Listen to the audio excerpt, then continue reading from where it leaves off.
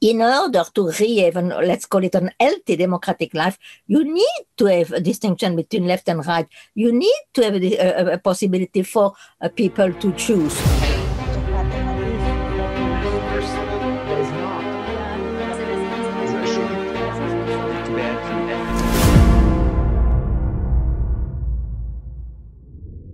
Dear friends, welcome to another edition of Forum 2000 Online Chat.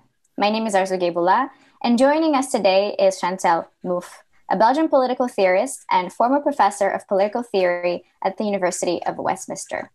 She has taught at many universities in Europe, North America, and Latin America, and has held research positions at Harvard, Cornell, the University of California, the Institute for Advanced Study in Princeton, and others, and is best known for her contribution to redefining leftist politics in terms of radical democracy. Ms. Mouffe, welcome to this edition of Forum 2000 Online Chat. Thank you very much. Nice to be here. Welcome to you also, Arzu. Thank you. If you don't mind, I'll say Chantal. In 1985, together with Ernesto Laclau, you outlined a theoretical approach in hegemony and socialist strategy towards a radical democratic politics that define your later reflections about the rise of the radical right in several European countries and the deep crisis of political identity liberal democracies would face in years to come. Already then, you called to rework liberal democracy in ways that could overcome these types of crises. Reflecting back on the past decades, did you anticipate just how much of what you were envisaging then would become true? And what can you tell us about where we are now in terms of crisis of liberal democracies are facing at the moment, the oligarchization of our societies, the increase in inequality exacerbated by COVID-19? Well, in order to answer that question, because you jump from hegemony to the current situation, and in fact, there are a lot of steps in between. Because in hegemony socialist strategy, what we laid on the theoretical basis of what is going to be the posterior world. And there we say that to really, think the political, we need two main concepts, antagonism and hegemony. It means that you need it. It's very important to understand that, to understand, my, at least in that case, posterior reflection. Because to speak of antagonism means already to inscribe yourself in a certain conception, which is called the dissociative conception of the political. We say that politics is about antagonism, is about conflict. There is another conception, which is in fact widespread and certainly dominant in liberal thought, which is the the conception of the political, associative conception of the political. That is, the political is the field of acting in common, and basically what is important is to reach consensus. So there are very different point of view, and it's very different what kind of conclusion you are going to draw from that. The other aspect, hegemony, so refer to another dimension, what we have called an anti-essentialist conception of society. And society is a discursive field. You don't have reality already there that you have, to kind of represent. Reality is always discursively constructed. And, this is where hegemony enters into consideration. It's always the result of specific hegemony. It can be transformed. And there is another aspect in the book, which is related more to the political intention. Is there, as you indicated, we are proposing to redefine socialism in terms of a radicalization of democracy, because we think that socialism can not only be concerned with the demand of the working class. Socialism must also be concerned with the demand of what was called at the time, because the book was published in 1985, the new social movement, feminism. Okay, so that's the main point. Well, after writing Hegemony, I asked myself the question, well, how should we conceive democracy so that it can be radicalized? And then this is when in books which are the return of the political, the democratic paradox on the political, I began to reflect about, how do we, when we speak about democracy today in our liberal democratic societies, what do we mean? And how do we envisage it? And there I began to realize that there are, again, two main views. One, which is called the aggregative model of democracy. But mainly it is what you learn in political science department. It's to say, democracy is about how to aggregate and combine different interests. But, there is also another view, which is more dominant in political philosophy department, which is the deliberative model of democracy. And that, of course, the two big names are in the US, John Rawls, in Germany, or in Europe in general, Jürgen Habermas.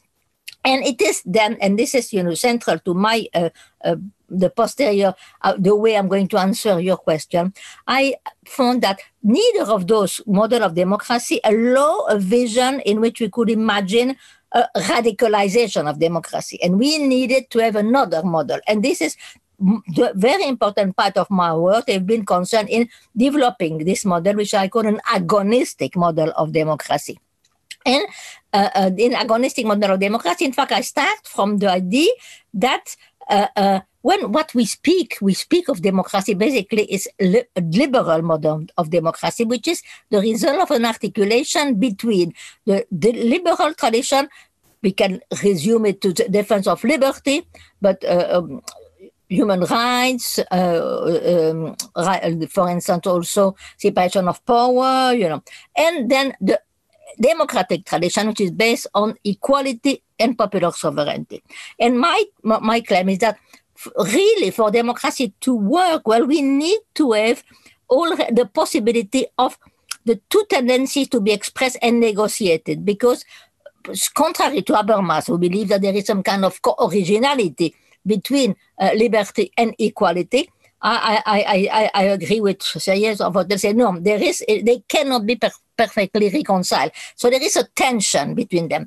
And I think for me, what I call, a real democracy is when you recognize this tension and allow for the tension to be negotiated. And of course, there are moments when it's the liberal aspect, the liberty, which is dominant, other, which is the more equality of them. But, it's important to have the possibility of a contestation, an agonistic contestation. Well, according to me, what is the problem in our societies, and this is why I think we've got a crisis of liberal democracy, is that we are in a situation which I call post-democratic. By that I mean that because of the dominance of, the liberalism, which is linked to the development of neoliberalism, because we need to situate that, in the context, everything which has got to do with the equality and popular sovereignty element, everything that comes from the democratic tradition has been pushed aside, and basically there is a dominance of the liberal conception of democracy. And this is why, we don't have anymore an agonistic contestation. And this is what I say, we are post-democratic, because in a sense, of course, our societies call themselves democratic, but it's really something which in which the crucial element of democracy is being, eliminated.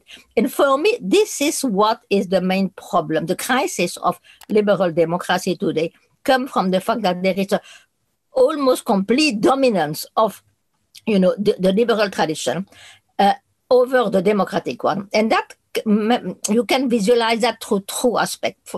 First one, which I call the post-politic, and that's, for instance, something which is crucial in my book on the political, where I reflect on the situation. Of course, it was, mainly what began in Britain with Tony Blair and the Third Way, and so there is no more antagonism. There is no more. We can all agree, and this, to speak of left and right doesn't make sense anymore, because in fact we could imagine this tension, between liberty and equality can be translated into the struggle between left and right. Those here, left being more centered on equality, and the right on defense of liberty.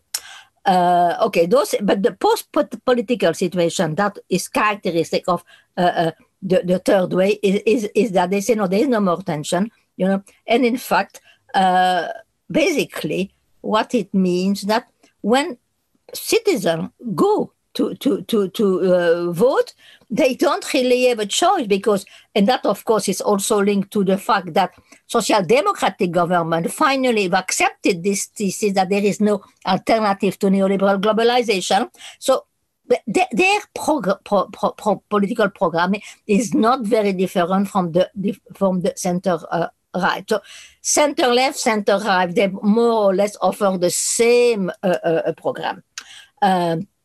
And that was presented at the time, I mean, by people, theorists like Ulrich Beck or particularly, of course, Tony Giddens, a great advance for democracy. It's a progress. Democracy has become more mature, because no, we don't have antagonism. Well, already in 2005, when On the Political was published, I was saying no. Is not a progress for democracy. It is basically what's the problem for democracy. And this is creating the terrain for the development of right-wing populist movement. Because those movements are the only one who pretend that there is an alternative. They say, no, there is an alternative. We are going to give the people the right to decide. At that moment, in 2005, in fact, there were not that many right-wing populist movements of those type. For instance, my reflection was very based on what was happening in Austria, the development of the Idea Freedom Party. In France, we had also the Front National with Le Pen, but the father of in Belgium, there was also the Vlaams Belang, but it was not generalized, But I was saying, this kind of third way politics and the post-political situation is creating the terrain for the success of those movements. Well, and I must say, unfortunately, I was right, because a bit more than, more than 10 years later, we are saying that there is a right-wing populist movement in all of Europe, to speak only of Europe, no? So I think that my diagnostic that in order to have, let's call it an healthy democratic life, you need to have a distinction between left and right. You need to have a possibility for people to choose. And I think that, in fact, this situation, which I was already seeing as very problematic for democracy in 2005, has been exacerbated because next to the aspect which I call post-politic, the fact that the citizens, when they go to vote, they don't have a choice. So, in fact, we could say it's the elimination of the aspect of popular sovereignty, which is crucial to democracy. But I had mentioned before that there is another aspect, of course, which is equality. Well, this is also the element which has been eliminated, and particularly, a crucial moment for that is the 2008 crisis and the politics of austerity who have been implemented. So what we have been seeing in the last decade is what I call an oligarchization of our societies. Because, and it has been documented by, economist Thomas Piketty, so that, in fact, we are in a situation in which there is an incredible gap between a smaller and smaller group of very rich people and the rest of people who are becoming, proletarianized, precarized, for the development of called the precariat. So we can see that there is really, we can speak of post-democracy in the sense that both the element of equality and the element of popular sovereignty, which are crucial values of democracy, have been left aside. And this is, for me, what is the origin of what I call the populist moment. And I think that maybe you want to ask me something about that, but and I stop here for a moment but I wanted to show, how I did arrive to this analysis, starting from hegemony socialist strategy, more theoretical, and then analyzing and what was happening in Europe. And showing that the populist moment must be understood in the context of, this crisis of liberal democracy and the abandonment of the post-political condition. Absolutely. I mean, it's fascinating. I'm especially fascinated by the concept of oligarchization because, as a journalist, you often report on oligarchy, in terms of corruption, and in terms of authoritarian governments where there is money laundering and whatnot. But looking at it from this perspective is really fascinating to me. But I also wanted to follow up. So taking into account this timeline of various developments, I guess no one was really prepared for the COVID-19. And I think it really feeds into your argument, whether you bring in the concept of inequality, where you bring in all the different political theories. How would you define how much this current crisis affected the ability of the governments to deal with the pandemic, to provide support, to make sure that there is some kind of a trusted, vetted system to the people who actually basically kept the country's economies alive, right? The essential workers who made sure that the goods were delivered and that there was some work was carried out, whereas the white collar class was sitting at home and, you know, having the chance to work from home to begin with. So I would really like to hear how you analyze that, how you see it. Yeah, well, for me, the crisis, the pandemic has exacerbated the crisis. The crisis is not, you know, pandemic is not the origin of those. It exacerbated and it, of course, is making them much more visible. Okay. And the way the government have reacted to that, of course, varies a lot. But basically, I mean, what is interesting is that they have been forced to against the kind of neoliberal dogma, make the state intervene. You know, obviously, for instance, here in Britain, it's incredible the way in which the government of Boris Johnson with Rishi Sunak, you know, in fact, they of course defeated in the last election in 2009 the Labour Party, but they are applying many of the policies that the Labour Party was proposing, but it's because they are forced. In fact, they are forced in order to save capitalism. You know, so it is something which well, here I am not so optimistic as many people with the beginning of the pandemic say, oh, you know, that's in fact is good for us because precisely it's showing, you know, the inequalities, is showing the fact that the state, after all, is important.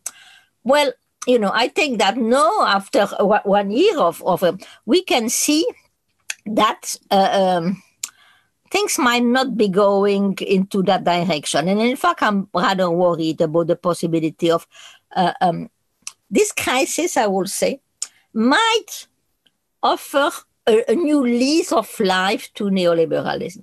Because neoliberalism was clearly in crisis before that, but even if the crisis was in a first moment exacerbated, and so it's paradoxical, the situation, because it exacerbated, but on the other side, you know, we might see and here I'm thinking particularly of cases that like France and the UK, which is the one that I know, we are seeing the development of what can be called an authoritarian form of neoliberalism. You know, because, of course, there was always an element of authoritarianism, obviously.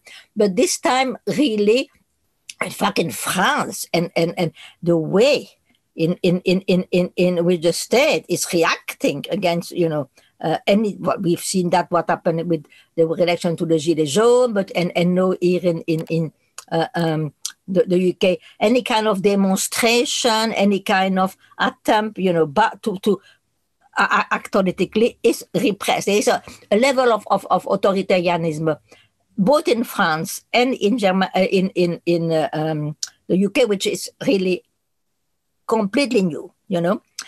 But the problem is that this, in a sense, they are people who are beginning to accept those things because they are presented as necessary, you know, in order to solve the sanitary crisis, you know. So I think there is, some kind of interesting situation on one side.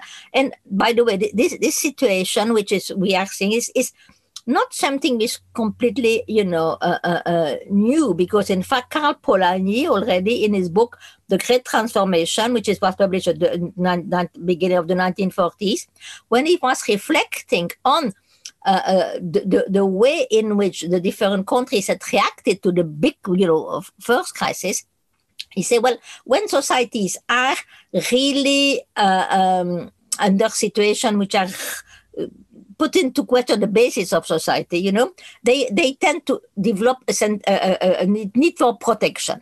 So they tend to defend themselves.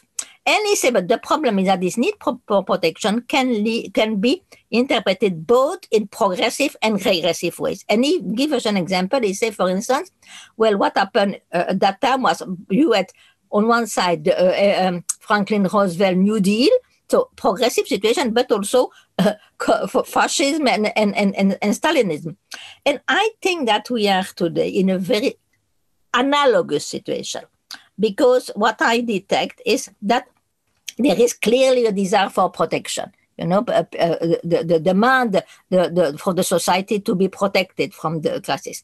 But this demand for protection can lead people to accept, people are already accepting a series of limitation of their liberty, which they would never have accepted before, And this is, of course, linked to the way in which this new form of authoritarianism is some kind of digital form of authoritarianism.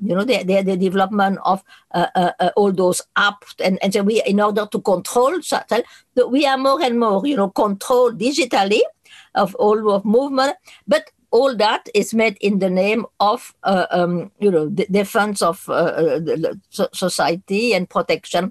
So people are accepting that. So, and this is why I think that one way of this crisis can be precisely the development of a new form of neoliberalism, of the digital and authoritarian form. And of course, there is another alternative, which can also be, this crisis, in a sense, give a terrain which is favorable for the development of right-wing populist movement who come and say, well, the only way to protect yourself is to close the border, is to reestablish some kind of, form of protection, and the protection, in that case, not so much through digital means, but more into the traditional, right-wing populism, what I call that an immunatory form of defense. So we are going to protect ourselves from the immigrant, and all those things are, in fact, the one which I see as being dominant today. And it's created a big challenge for the left, because how is the left going to react to that? How is the left going to offer a form of protection which is not, around those authoritarian lines?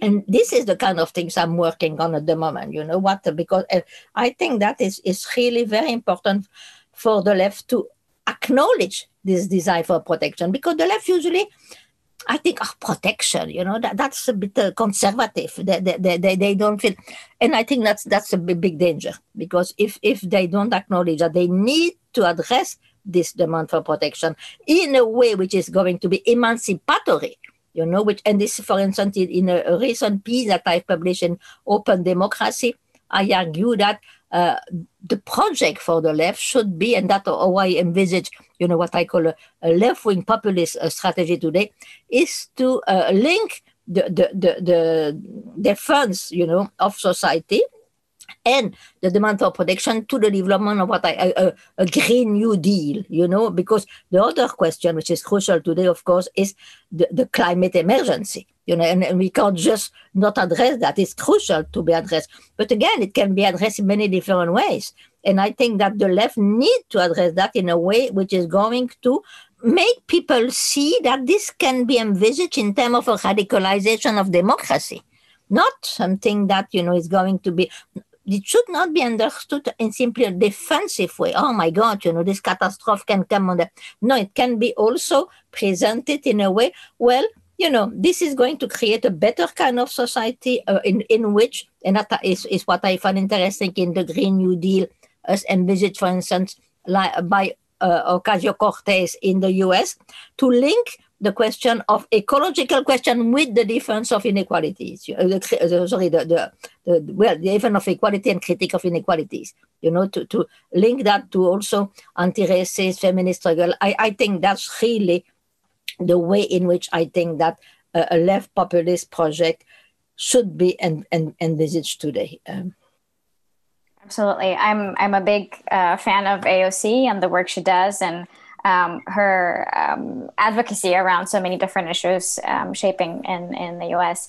Chantal, I probably could ask you a ton of other questions and keep talking to you, but I also know that we have a limit on our time. So I would only like to thank you for sharing with us your views, your findings, your research. And I very much hope that we meet in person someday and have a chance to continue this fascinating conversation. Thank you so much for joining. Thank you very much, Aksu.